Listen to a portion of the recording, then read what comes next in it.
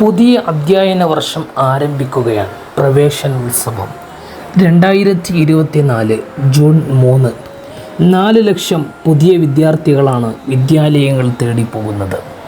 കേരളത്തിൽ മാത്രം 4 ലക്ഷത്തിലധികം കുരുന്നു മക്കൾ പുതിയ വിദ്യാഭ്യാസത്തിലേക്ക് പോവുകയാണ്. കേരള സംസ്ഥാനത്തിൻ്റെ വിദ്യാഭ്യാസ പദ്ധതിയുടെ ഭാഗമായി പ്രവേശനോത്സവങ്ങൾ നടക്കുകയാണ്.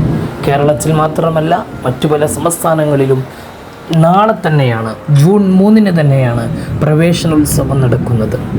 ലക്ഷക്കണക്കിന് വിദ്യാർത്ഥികളാണ് പ്രവേശനോത്സവത്തിൽ പുതിയ വിദ്യാർത്ഥികളായി പുതിയ വിദ്യാലയങ്ങളിലെത്തുന്നത്. പുത്തനെടുപ്പിൻ്റെ ഗന്ധത്തോടെയും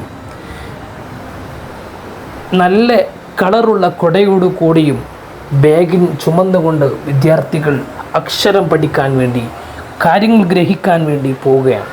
നല്ല കാൽവെപ്പായി നമുക്ക് പ്രാർത്ഥിക്കാം. നല്ല ആശംസ അവർക്ക് നേരാം.